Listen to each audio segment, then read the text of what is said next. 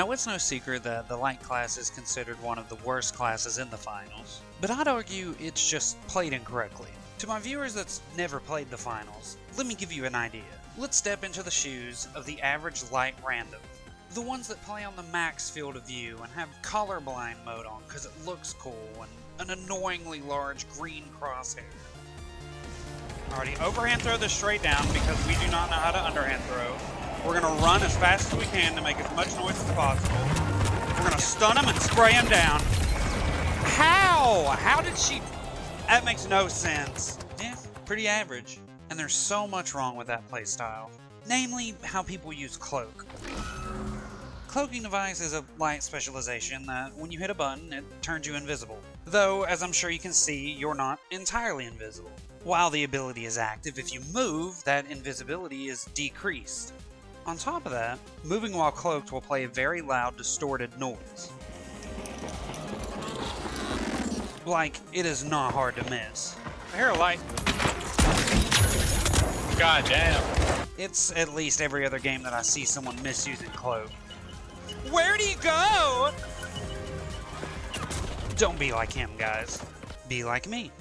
Sit in a corner, make no noise, and pretend you don't exist. With that out of the way, let's get on to the topic of the video. This is currently what I've been running on one of my lights. I call this build the Demon in the Smoke.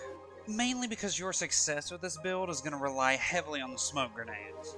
Wait a second, smoke grenades? Isn't that a throw pick?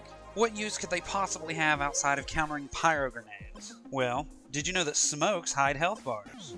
Even if they're damaged before, simply walking into a smoke cloud will completely turn off your enemy's ability to see your health, which, as a light, is very helpful.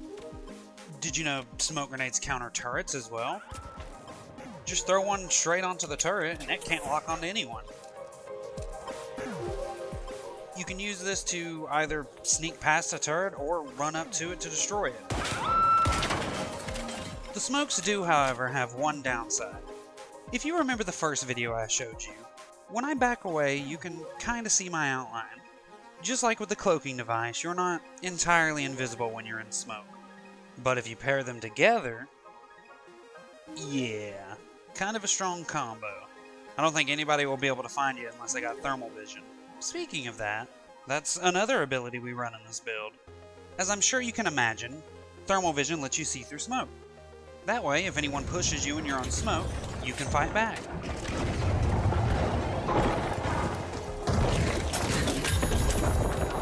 The last gadget of the build is the frag grenade. I simply use it to clear utility. They're especially useful if you're using a dagger. Now, all of this is cool and all, but what are the counters to this build? Well, first and foremost, gas. When you have thermal vision active, there's no way to differentiate between a cloud of gas and a cloud of smoke.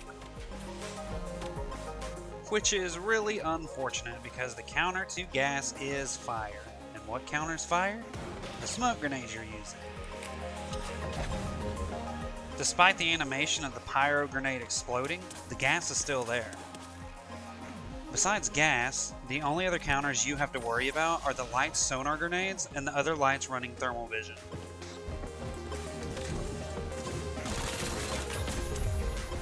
Though fortunately I've not met many lights that would rather pick thermal vision than the stun gun. So take a break from the norm, try out this build, see the light class for the truly deceptive class it can be. The light class may encourage a run and gun type playstyle, but don't be stupid with it. Just be patient. The kills will come right to you. Thank you all for watching.